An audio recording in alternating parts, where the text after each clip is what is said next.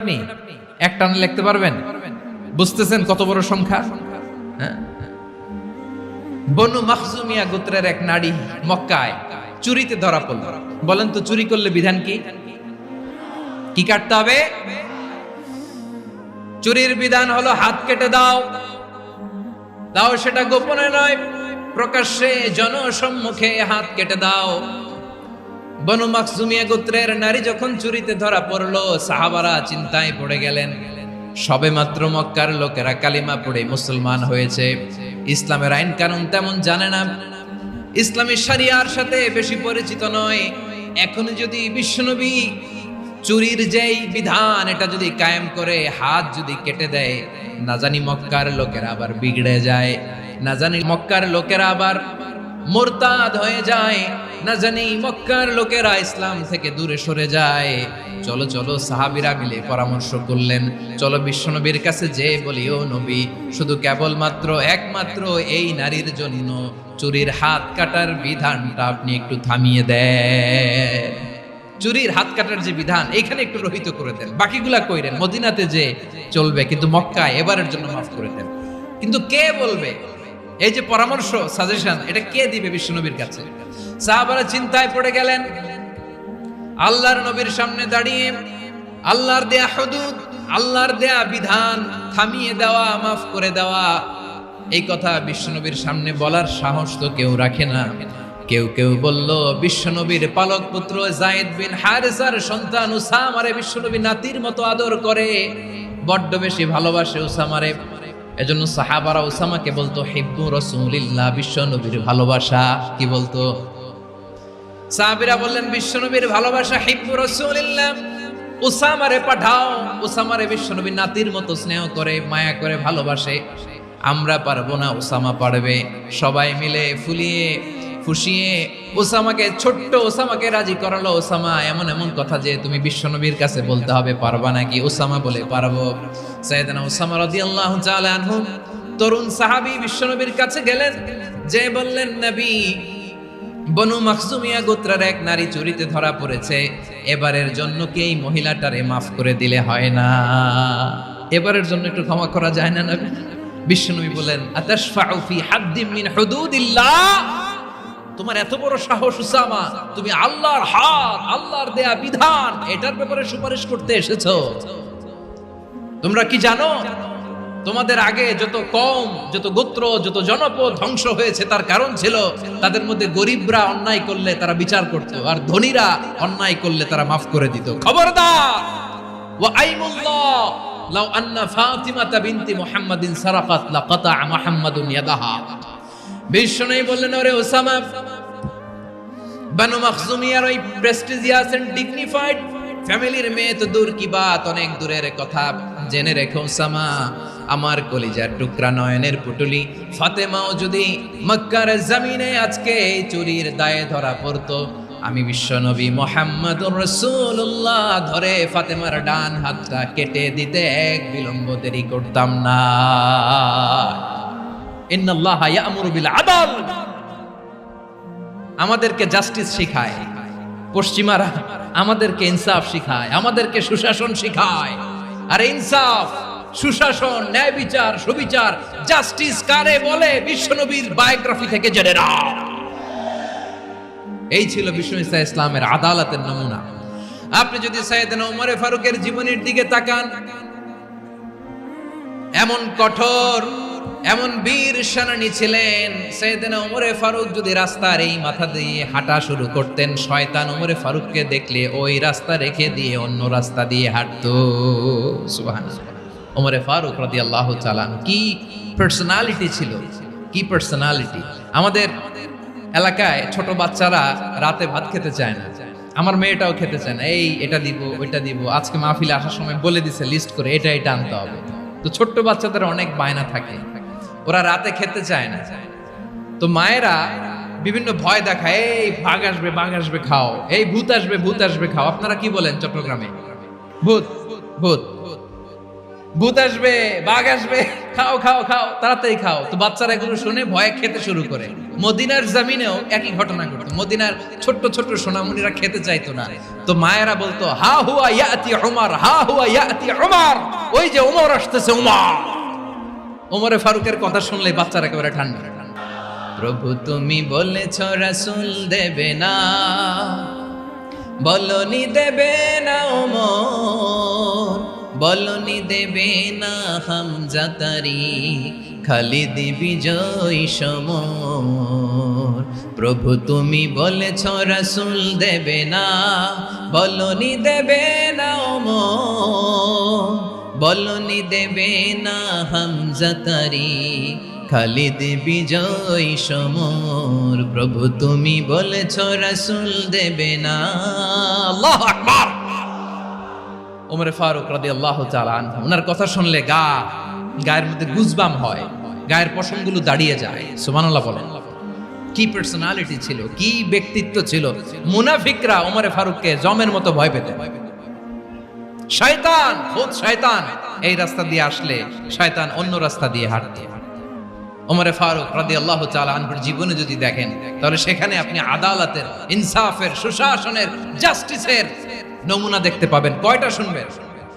সাইয়েদনা ওমরে ফারুক রাদিয়াল্লাহু তাআলা আনহুর সন্তান আব্দুর রহমান মিশরে মদ খেয়ে মদ্যপ অবস্থায় ধরা পড়েছে। মদ খাওয়ার কারণে, মদ যদি কেউ পান করে আর যদি প্রমাণিত হয়, তার বিচার হলো 80 বেত। আওয়াজ করে বলেন কয় বেত? বাংলাদেশেও তো এই আইন আছে নাকি? বাংলাদেশে আছে? হ্যাঁ, মদ খাইলে 80 বেত, এই আইন বাংলাদেশে চালু হোক, আমরা চাই কি চাই না? একেবারে সহজ, পানির মতো সহজ হিসাব, একেবারে সহজ। ওমরে ফারুক রাদিয়াল্লাহু তাআলা আনহুর ছেলে ভুল করে মদ পান করে ফেলেছিলেন। আব্দুর রহমান, ঘটনা ঘটেছে মিশরে। মিশরের গভর্নর তখন আমর ইবনুল আস রাদিয়াল্লাহু তাআলা আনহু। আব্দুর রহমানের ভাই যে গভর্নরকে বলল, গভর্নর যদি একটু দয়া করেন, খলিফার ছেলে আমার ভাই আব্দুর রহমান মদ্যপ অবস্থায় ধরা পড়েছে, জনসম্মুখে যদি আপনি বেত্রাঘাত করেন আমাদের প্রেস্টিজ থাকে না, যদি 80 বেত আপনি মারেন আমার কোনো কথা নাই, কিন্তু ঘরের ভেতরে মারেন। আব্দুর রহমানের ভাইয়ের সুপারিশ শুনে সাইয়েদনা আমর ইবনুল আস রাদিয়াল্লাহু তাআলা আনহু রাজি হয়ে গেলেন। ঘরের ভেতরে লোকচক্ষুর আড়ালে 80 বেত তিনি মানলেন। কিন্তু ঘটনাক্রমে এই কথা লুকিয়ে লুকিয়ে ঘরের ভেতরে 80 বেত মারার কথা সাইয়েদনা ওমর ফারুক মদিনা থেকে জানতে পারলেন। মদিনা থেকে তিনি ফরমান জারি করলেন, এই বিচার যেমনটি আমর ইবনুল আস আদায় করেছে, এটা প্রকৃতপক্ষে আদায় হয় নাই। আসো সবাই মদিনায় আসো, আমর ইবনুল আস মদিনায় আসো, আব্দুর রহমানও আসো, সবাই আসো, জনসম্মুখে এই বিচার কার্যকর করতে হবে। সাইয়েদনা ওমর ফারুক মসজিদে নববীর পিলারের মধ্যে নিজের ছেলেকে বাঁধলেন, আবার জনসম্মুখে 80টা বেত তার গায়ের মধ্যে মারলেন। মাজমুয়ে ফাতাওয়া ইবনে তাইমিয়া রাহিমাহুল্লাহ উনি এটা নকল করেছেন। এটা সবচেয়ে বিশুদ্ধ মত। আর অনেক মত আছে, মারা গেছে কবরের উপর, ওগুলো বাদই দিলাম। কেমন খলিফা ছিলেন, কেমন খলিফা! পশ্চিমারা তোমরা জাস্টিস আমাদেরকে শেখাও, ইনসাফ কারে বলে, সুশাসন আমাদেরকে তোমরা শেখাও। ওমরে ফারুক রাদিয়াল্লাহু তাআলা ওই বিচারকে তিনি ধর্তব্য মনে করেন নাই। মদিনাতে এনে আবার জনসম্মুখে আবার 80 বেত মেরেছেন। মিশরে ওমরে ফারুক রাদিয়াল্লাহু তাআলা আনহু আমর ইবনুল আসকে গভর্নর করে পাঠালেন। সেখানে আমর ইবনুল আসের ছেলে একটা প্রতিযোগিতায় রানার আপ হয়েছে। এক মিশরি সেখানে চ্যাম্পিয়ন হয়েছে। রানার আপ বুঝতে পেরেছেন তো? সেকেন্ড হয়েছে। এক মিশরি হয়েছে চ্যাম্পিয়ন, প্রথম। কিন্তু গভর্নরের ছেলে ও জিততে পারে নাই। ও রাগে ওই মিশরির গায়ের মধ্যে কয়েকটা লাঠি দিয়ে বাড়ি মেরেছে। মিশরি যে মদিনাতে ওমরে ফারুকের কাছে বিচার দিলেন, আপনার গভর্নরের ছেলে অন্যায়ভাবে আমার গায়ে হাত তুলেছে। সাইয়েদনা ওমরে ফারুক আবার ফরমান জারি করলেন, আসো মদিনাতে আসো। মিশরীকে ডাকলেন। ওই মিশরের গভর্নর আমর ইবনুল আস রাদিয়াল্লাহু তাআলা আনহুকে ডাকলেন, তার ছেলেকেও ডাকলেন। সবাই বসে রইল। আমর ইবনুল আস রাদিয়াল্লাহু তাআলা আনহু মাথা নিচু করে বসে আছেন, লজ্জায় কাচুমাচু, হায় হায় আজকে আমার ছেলের কারণে আমিরুল মুমিনিন খলিফাতুল মুসলিমিন ওমরে ফারুকের কাছে আমি জনসম্মুখে লজ্জিত হচ্ছি। সাইয়েদনা ওমরে ফারুক বললেন, এই নাও লাঠি, গভর্নরের ছেলে তোমার মাথার মধ্যে যতগুলো বাড়ি মেরেছে আজকে জনসম্মুখে তুমি অতগুলা বাড়ি মারো। মিশরি বলে, থাক, আপনি যে ডেকে আনছেন সবার সামনে এটা বলছেন, এতেই আমি খুশি। আল্লাহু আকবার। আপনার মহানুভবতা দেখে আমি খুশি, আর অপমানের দরকার নাই। ওমরে ফারুক বলে, না, খবরদার, এই কথা মিশরি তুমি বলো না, মারো, যতগুলা বাড়ি মেরেছে মারো। বাধ্য হয়ে মিশরি আমর ইবনুল আসের সামনে ওনার কলিজার টুকরা সন্তানের মাথার মধ্যে বাড়ি মারতে আরম্ভ করলেন। ঠিক যতগুলা বাড়ি গভর্নরের ছেলে আমর ইবনুল আসের ছেলে মিশরির গায়ে মেরেছিল, মাথায় মেরেছিল, মিশরি গুনে গুনে ততটা মারলেন। এই দৃশ্য দেখে ওমরে ফারুক রেগে মেগে আগুন, রাগের চোটে রাগ সামলাতে না পেরে আর নিজেকে সামলাতে না পেরে মিশরিরে বললেন, ছেলেরে মারা শেষ হয়ে গেলে এবার বাবার টাক মাথার মধ্যে কয়েকটা বাড়ি মার। রাগের চোটে, আউট অফ অ্যাঙ্গার, রাগের চোটে, যে আমার পাঠানো গভর্নর আমর ইবনুল আস তার ছেলেকে কেন আদব তারবিয়া কেন শিক্ষা দিতে পারে না।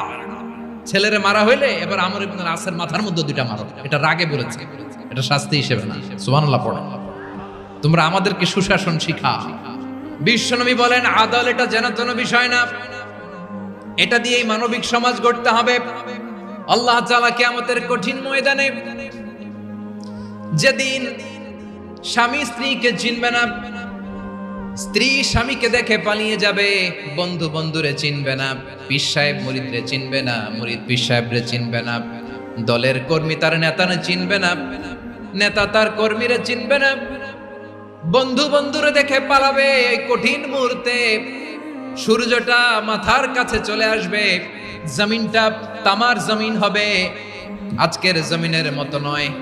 মানুষ ঘর্মাক্ত, ক্লান্ত, শ্রান্ত মাথার মগজগুলো কানের ছিদ্র আর নাকের ছিদ্র দিয়ে বেয়ে বেয়ে পড়বে।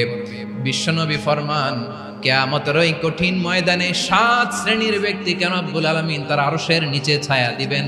তার মধ্যে প্রথম শ্রেণীর ব্যক্তি হলো ইমামুন আদিল, যে ইনসাফের সাথে বিচার করে, যে জাস্টিস সমাজে সার্ভ করে, যে সুশাসন নিশ্চিত করে, ওই ইমামুন আদিল। আদিল শব্দটা বুঝছেন না? ইন্নাল্লাহা ইয়া'মুরু বিল আদল, পাইছেন? আদিল। 7 শ্রেণীর ব্যক্তিকে আল্লাহ তাআলা সুশীতল আরশের নিচে ছায়া দিবেন, যেদিন তার দেয়া ছায়া ছাড়া কোনো ছায়া থাকবে না। এর প্রথম হচ্ছে ইমামুন আদিল, ন্যায়পরায়ণ শাসক। চিল্লায় বলেন সুবহানাল্লাহ। আবার বিশ্বনবী বললেন, ইন্নাল মুকসিতিনা ইনদাল্লাহি আলা মানাবিরা মিন নূর আন ইয়ামিনির রহমান। কিয়ামতের দিন যারা ন্যায়পরায়ণ হিসেবে আল্লাহর সামনে দাঁড়াবে, কিয়ামতের দিন রব্বুল আলামিন তার আরশের ডান দিকে ওই ন্যায়পরায়ণ লোকদের জন্য আরশের ডান দিকে একটা নূরের মিম্বারে তাদেরকে বসার সুযোগ করে দিবে। আল্লাহর আরশের ডান দিকে ন্যায়পরায়ণ লোকদের জন্য আল্লাহ তাআলা নূরের মিম্বার বানাবে। 4টে কেন কথা মনে করেছেন? আল আদাল, জাস্টিস, ইন্নাল্লাহা ইয়া'মুরু বিল আদল। আল্লাহ তাআলা এই আদালতের নির্দেশনা দেন, সুবিচার, সুশাসন। প্রিয় ভাইয়েরা, এটা আমরা বাংলাদেশে চাই কি চাই না? এই যে অরাজকতা, এই যে অন্যায়, এই যে জুলুম, এই যে ইনকনসিস্টেন্সি সমাজের অসঙ্গতির প্রধান কারণ জাস্টিস নাই, সুবিচার নাই, সুশাসন নাই। শেষবারের মতো আওয়াজ করে বলেন তো, আমরা বাংলাদেশে আদল চাই কি চাই না? তাহলে প্রথম নির্দেশনা শেষ। আল্লাহ তাআলা তোমাদেরকে আদলের আদেশ দেন। এরপরে আল্লাহ বললেন, আমি তোমাদেরকে ইহসানের আদেশ দেই। ইন্নাল্লাহা ইয়া'মুরু বিল আদলি ওয়াল ইহসান। আমি তোমাদেরকে যেমনি আদলের নির্দেশনা দেই, তেমনি ভাবে তোমাদেরকে ইহসানের নির্দেশনা দেই। ইহসান, আওয়াজ করে সবাই বলেন তো ইহসান। ইহসান মানে কারো প্রতি সফট হার্টেড হওয়া, মহানুভব হওয়া, অনুগ্রহ পরায়ণ হওয়া, অনুগ্রহশীল হওয়া, একে অপরের প্রতি দয়াদ্র হওয়া। একে অপরের প্রতি দয়াদ্র, অনুগ্রহশীল হওয়া ছাড়া মানবিক সমাজ কশিনকালেও গঠন করা সম্ভব না। প্রিয় ভাইয়েরা, সুন্দর আচরণ দিয়ে, ইহসান দিয়ে যা জয় করা যায়, নরম আচরণ দিয়ে যেটা অর্জন করা যায়, কঠোরতা দিয়ে সেটা পারা যায় না। বিষ্ণু ঈসা ইসলাম ইহসান দিয়ে, কোমল আচরণ দিয়ে, তার অনুগ্রহ দিয়ে তিনি অনেক কাফিরের হৃদয়কে জয় করে ফেলেছেন। সাইয়েদনা সুমামা ইবনে উসাল রাদিয়াল্লাহু তাআলা আনহুর কথা মনে পড়ে যায়। তিনি ছিলেন ইয়ামামার বাদশা। মদিনাতে বিশ্বনবীকে হত্যা করার নিয়তে এসেছিলেন। গোপনে গোপনে বিশ্বনবীকে হত্যা করে আবার ইয়ামামাতে তিনি ফিরে যাবেন। কিন্তু কি অবাক করা কাণ্ড, হত্যা করতে পারে নাই, সাহাবাদের হাতে তিনি ধরা পড়ে গেলেন। সাইয়েদনা সুমামা ইবনে উসাল রাদিয়াল্লাহু তাআলা আনহু হত্যার নিয়তে আসলেন, কিন্তু হত্যা করতে পারলেন না। সাহাবারা ওনাকে ধরে ফেললেন, ধরে মসজিদে নববীর পিলারের মধ্যে বেঁধে রাখলেন। সুমামা ইবনে উসাল সিরাত থেকে শোনাচ্ছি রাদিয়াল্লাহু তাআলা আনহু ইয়ামামার অধিপতি ছিলেন। বিশ্বনবীকে হত্যার জন্য আসছেন, ধরা পড়ে গেছেন, এখন মসজিদে নববীতে বেঁধে রাখছে, তার মানে বন্দী। এখন স্ট্যাটাস কি? বন্দী, ক্যাপ্টিভ। তো বিষ্ণু ঈসা ইসলাম সাহাবাদেরকে বললেন তার খোঁজ খবর নিও, সুমামা ইবনে উসালের খোঁজ খবর নিও। সাহাবারা বলেন ইয়া রাসূলুল্লাহ, আপনাকে হত্যা করতে এসেছে, তার তো কঠিন ক্যাপিটাল পানিশমেন্ট হওয়া দরকার, কঠিন শাস্তি হওয়া দরকার। বিশ্বনবী বললেন না, আমি যেটা জানি তোমরা সেটা জানো না, তোমরা সুমামার সাথে ভালো আচরণ করো। বিশ্বনবী সুমামার কাছে গেলেন। প্রথম দিন যে তিনি কালেমার দাওয়াত দিলেন, ইমানের দাওয়াত দিলেন, ইসলামের দাওয়াত দিলেন, রিসালাতের দাওয়াত দিলেন, আখিরাতের দাওয়াত দিলেন। পরের দিন যে বিশ্বনবী সালাতের দাওয়াত দিলেন, যাকাতের দাওয়াত দিলেন, ইসলাম কি, কিভাবে, কেমন করে পালন করতে হয় চমৎকার আর্টিকুলেট করতে শুরু করলেন। তন্ময় হয়ে সুমামা ইবনে উসাল রাদিয়াল্লাহু তাআলা আনহু বিশ্বনবীর কথাগুলো শুনতে আরম্ভ করলো। একদিন নয়, 2 দিন নয়, টানা 3 দিন বিশ্বনবী সুমামার কাছে ইসলামকে প্রেজেন্ট করেছেন, উপস্থাপন করেছেন। আওয়াজ করে বলেন কয় দিন? 3 দিন।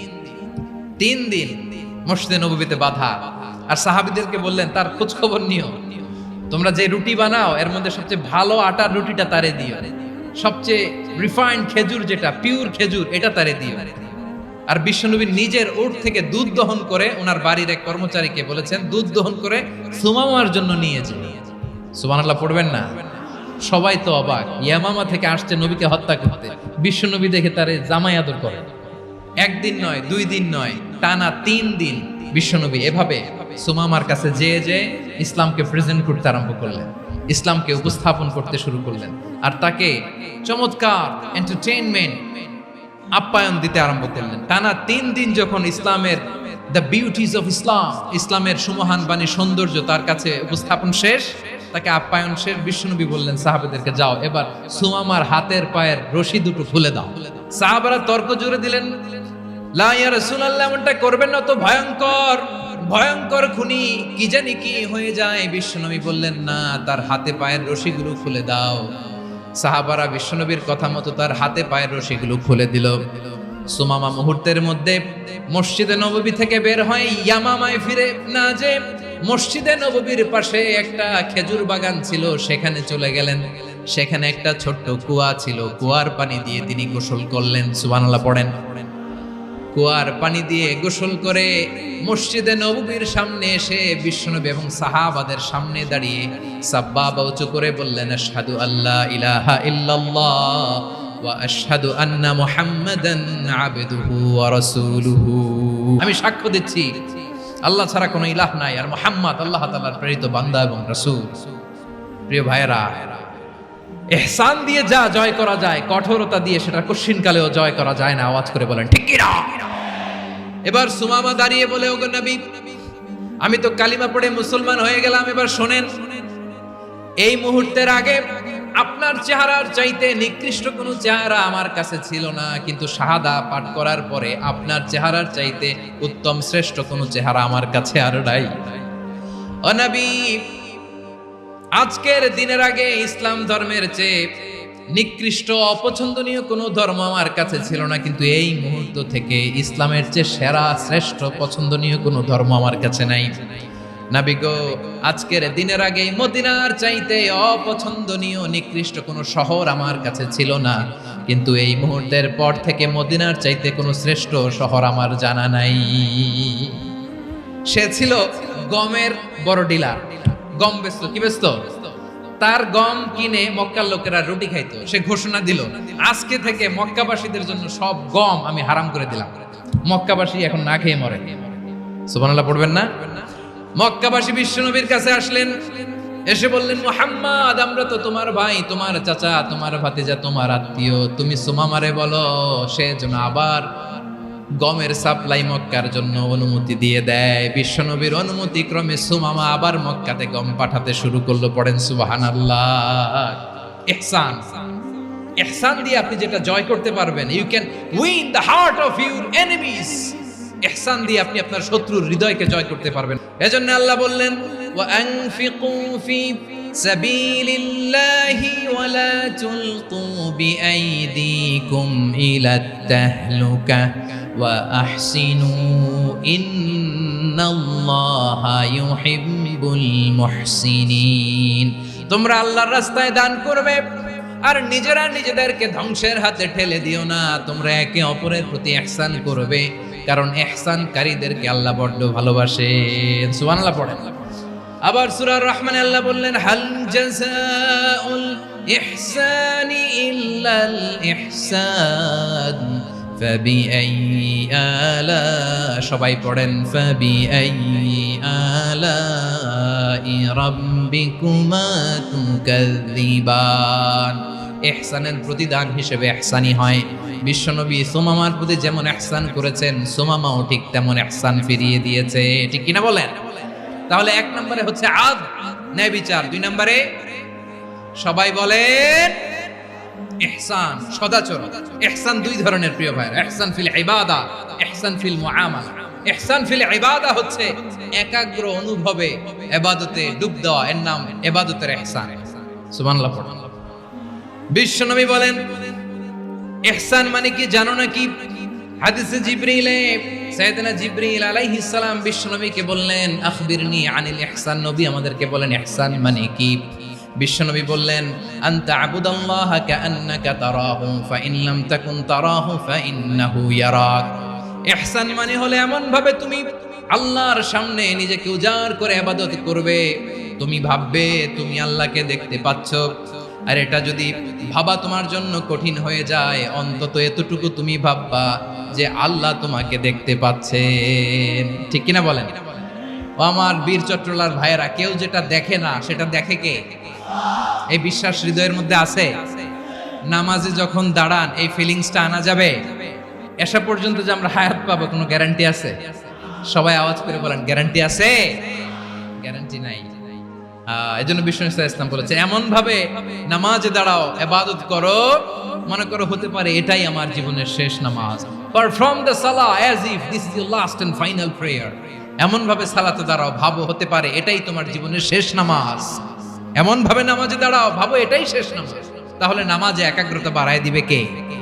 ফলে ইবাদতের ইহসান আমাদের অর্জিত হবে। আর মুআমালাতে ইহসান হলো, বিশ্বনবী বলেন, ইন্নাল্লাহা তাবারাকা ওয়া তাআলা কাতাবাল ইহসানা আলা কুল্লি শাই, ফাইযা কাতালতুম ফাআহসিনুল কিতলা ওয়া ইযা যাবাহতুম ফাআহসিনুদ যাবহা ওয়ালিউহিদ্দা আহাদুকুম শাফরাতাহু ওয়ালিউরিহ যাবিহাতাহু। ইহসান দুই ধরনের, আওয়াজ করে বলতে হবে কয় ধরনের? একটা হচ্ছে ইহসান ফিল ইবাদা, ইবাদতে ইহসান।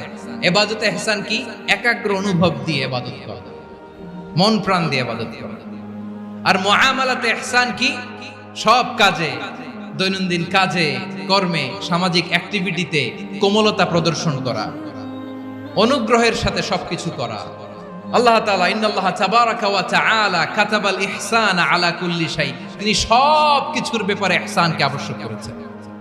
সবকিছু, মুমিনের সব কাজে ইহসানের পরশ থাকবে। ওয়া ইযা কাতালতুম ফাহসিনুল কিতলা, বিষ্ণুই বলেন তুমি যখন কাউকে হত্যা করো ইহসানের সাথে করো। সুবহানাল্লাহ পড়বেন না? যখন হত্যা করো তখনও ইহসানের সাথে। আচ্ছা, হত্যা করবো আবার ইহসান আসবে করতে করে? তো মেরেই ফেলবো আমি।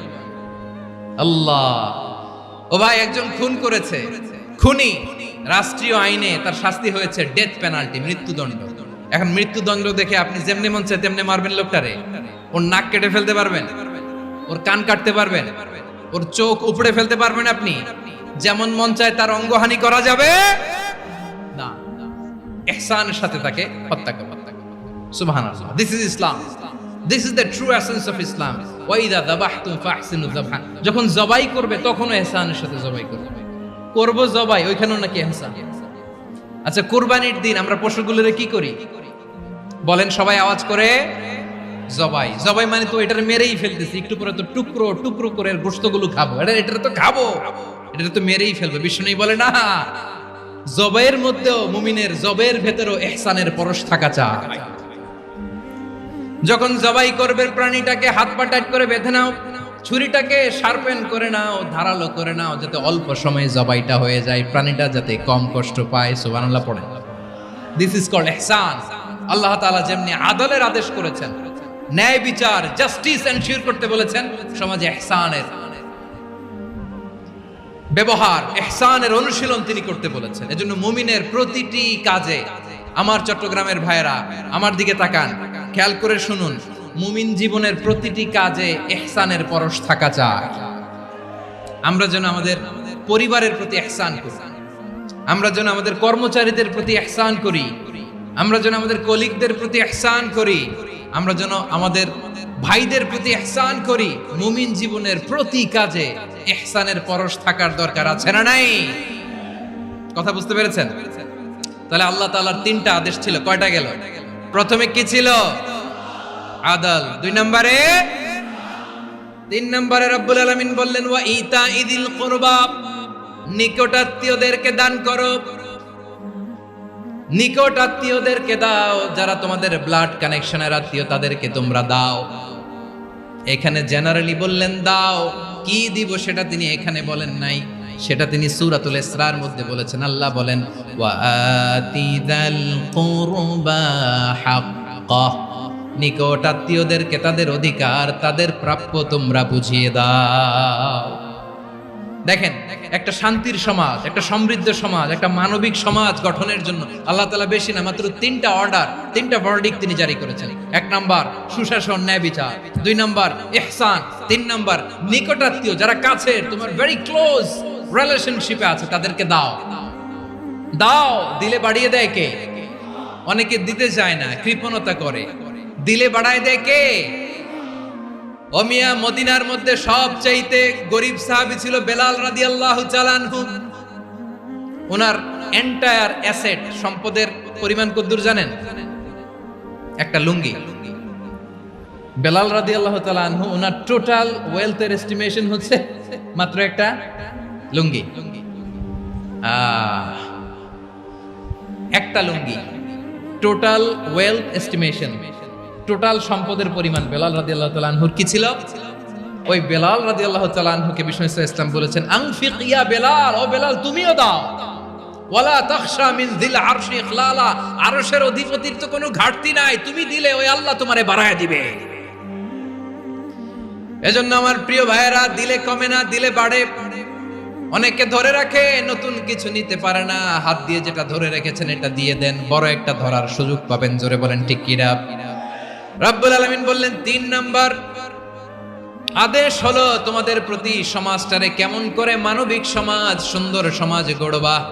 ৩ নাম্বার আদেশ হলো ওয়া আতিদাল কুরবা হাক্কা, নিকটাত্মীয়দেরকে তাদের প্রাপ্য বুঝিয়ে দাও।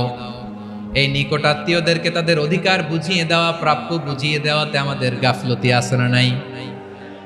অনেকে দেখবেন অনেক আল্লাহওয়ালা, তাহাজ্জুদ গুজার, সেজদা দিতে দিতে কপালে কালো দাগ ফেলে দিছে, সে তার বোনের হকটা আদায় করে নাই, আছে না নাই?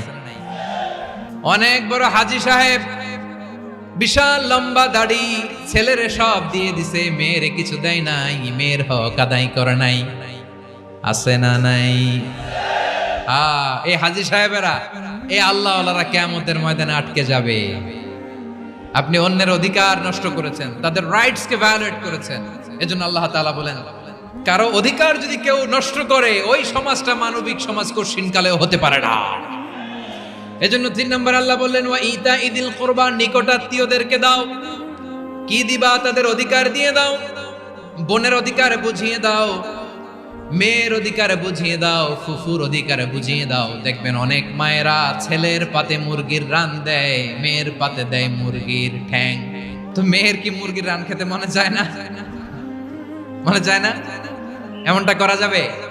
না, নিকটাত্মীয়দেরকে অধিকার দিয়ে দাও, নিকটাত্মীয়ের সাথে সুসম্পর্ক রাখো। আদেশটা কার? এজন্য প্রিয় ভাইয়েরা, জীবনে যদি বারাকা অর্জন করতে চান, নিকটাত্মীয়দের সাথে সুসম্পর্ক রাখতে হবে, তাদের জন্য উপহার পাঠাতে হবে। বিশ্বনবী বলেন, লা ইয়াদখুলুল জান্নাতা কাতে, যে ব্যক্তি আত্মীয়তার সম্পর্ককে ছিন্ন করে দেয়, সে কঠিন কালেও আল্লাহর জান্নাতে ঢুকবে না। আপনি কি এটারে সহজ হাদিস মনে করছেন? এটা সহজ কথা? আপনি ভাবছেন আপনার নামাজ আপনারে বাঁচাতে পারবে, আপনার রোজা বাঁচাতে পারবে, আপনার তাহাজ্জুদ আপনারে বাঁচাতে পারবে? অধিকার নষ্ট করলে কিছুই আপনারে বাঁচাতে পারবে না। এজন্য নিকট আত্মীয়দেরকে দিতে হবে বেশি বেশি। বিশ্বনবী বলেন, ইন্না সাদাকাতা আলাল মিসকিনি সাদাকা ওয়া আলা যির রাহিমি ইসনাতান সাদাকাতুন ওয়া সিলা। মিসকিনরে দান করলে শুধু দানের সওয়াব হয়, নিকট আত্মীয়কে দান করলে দুইটার সওয়াব হয়, সাদাকার সওয়াব হয়, আবার আত্মীয়তার বন্ধন অটুট রাখার সওয়াব হয়ে যায়। আবার বিশ্বনবী বললেন, মান সাররাহু আইয়ুবসাতা লাহু ফি রিজকিহি ওয়া ইনসালাহু ফি আসারিহি ফালইয়াসিল রাহিমা। যে ব্যক্তি তার রিজিকের প্রশস্ততা চায় আর হায়াতে বরকত চায়, সে যেন তার আত্মীয়ের সাথে সুসম্পর্ক রাখে।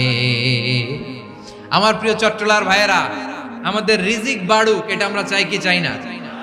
সবাই চান? হ্যাঁ, আমাদের রিজিকে প্রশস্ততা আসুক, চাই কি চাই না? আমাদের হায়াতে বরকত আসুক, আমরা চাই কি চাই না? এই দুইটা যদি চান, তাহলে নিকট আত্মীয়দের সাথে সুসম্পর্ক রাখবেন। পারবেন? তাহলে সমাজটারে মানবিক সমাজ বানায় দিবে কে? তিনটা আদেশ চলে গেল। এক নম্বরে কি ছিল? 2 নম্বরে, 3 নম্বরে নিকট আত্মীয়দেরকে দান। আল্লাহ তাআলা তিনটা জিনিসের যেমনি আদেশ করেছেন, অনুরূপ ভাবে তিনটা বিষয় তিনি বারণ করেছেন, নিষেধ করেছেন, ওগুলোর কাছেও যাওয়া যাবে। রাব্বুল আলামিন বলেন, ওয়ায়ানহা আনিল ফাহশাই ওয়াল মুনকারি ওয়াল বাগি। আমি যেমনি তিনটি বিষয়ে আদেশ করলাম, অনুরূপ ভাবে তিনটি বিষয়ে বারণ করলাম, নিষেধ করলাম। আমার 1 নাম্বার নিষেধাজ্ঞা হলো অশ্লীলতার প্রতি। ফাহশা, ওয়ায়ানহা আনিল ফাহশা, আল্লাহ তাআলা অশ্লীলতাকে নিষেধ করেছেন। কোন জিনিসকে? সবাই বলুন, কোন জিনিসকে? যত ধরনের